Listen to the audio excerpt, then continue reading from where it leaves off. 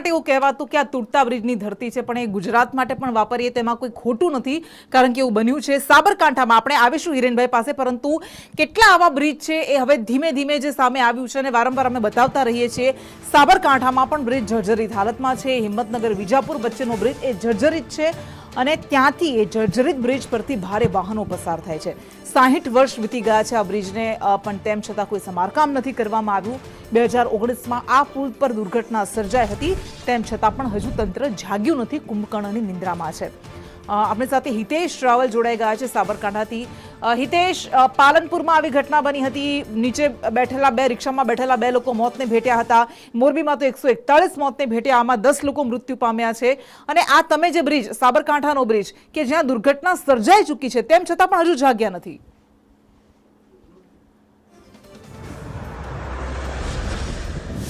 જી કૃષ્ણા, જે બ્રિજની વારંવાર જે ક્ષતિને લઈને દુર્ઘટના સર્જાતી હોય છે, આ જે તમે બ્રિજ જોઈ રહ્યા છો એ બ્રિજ સાબરકાંઠા હિંમતનગરથી મહેસાણા જોડતો દેરોલ પાસેનો સાબરમતી નદી ઉપર આવેલો બ્રિજ છે. આ બ્રિજની જે કેટલાય સમયથી જર્જરિત છે અને તમે જોઈ શકો છો કે આજે બ્રિજ ઉપરના તાર પણ નીકળી ગયા છે, નીચેના પોપડા વખોટી ગયા છે. વારંવાર આજુબાજુના દેરોલ હોય કે અન્ય ગામો હોય વારંવાર રજૂઆત કરી છે, પણ તે છતાં તંત્ર સાબરકાંઠા હોય કે મહેસાણા, આ બંને તંત્ર કોઈ આ બાબતને લઈને ખરાઈ નથી કરી. માત્ર ને માત્ર ખાલી પોપડા ઉપર જેમાં તાર નીકળી ગયા હોય એના પર પોપડા મારીને પોતાની કામગીરી બતાવી રહી છે. જોકે આ બ્રિજ ઉપર પણ એકદમ સોકડો બ્રિજ છે કે જે 2 ટ્રક સામસામે નીકળે તો રિસ્કી ભર્યું દેખાઈ રહ્યું છે. હાલમાં આ બાબતમાં લઈને જે બ્રિજ નવીનીકરણ કરવા માટેની મંજૂરી અપાઈ છે, પણ ટેન્ડરિંગ પ્રક્રિયા હજી બાકી છે.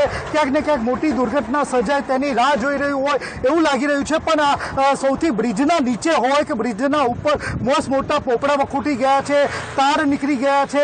ક્યાંક ને ક્યાંક વાહનની જો એક ભૂલચૂક થાય તો મોટી હોનારત થાય. આ જે ક્ષતિયુક્ત છે, 2019માં પણ આવું થયું હતું, ત્યારે પણ સંદેશ ગ્રાઉન્ડ ઝીરો રિપોર્ટ કરી હતી અને મોટો જે વાયરલ વિડીયો હતો તેની અંદર મોટો પોપડો નીકળી ગયો હતો અને નદીનો નીચેનો ભાગ દેખાતો હતો અને તેને પણ પૂરી દેવામાં આવ્યો હતો.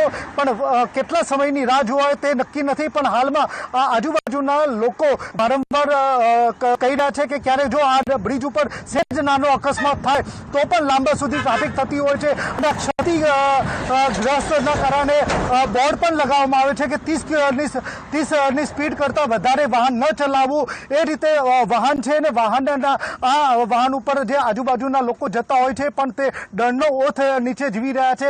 પણ આ બ્રિજને ક્યારે સમારકામ કરી નવીનીકરણ મંજૂર કર્યું છે, પણ ક્યારે કરશે તેની રાહ જોઈ રહી છે. એટલે આવા તો કેટલાય બ્રિજ છે. આભાર આપનો. એટલે અહીંયા એક બહુ સાચી વાત કહેવાય છે કે અહીંયા કોન્ક્રીટની સાથે એ રસ્તાનું નિર્માણ હોય કે બ્રિજનું નિર્માણ હોય, એમાં કોઈ એક મહત્વનું તત્વ ભળેલું હોય તો એ ભ્રષ્ટાચારનું તત્વ છે. આગળ પણ આપણે ચર્ચા કરીશું. એક નાનકડા બ્રેક માટે રોકાઈશું. જોતા રહો સંદેશ.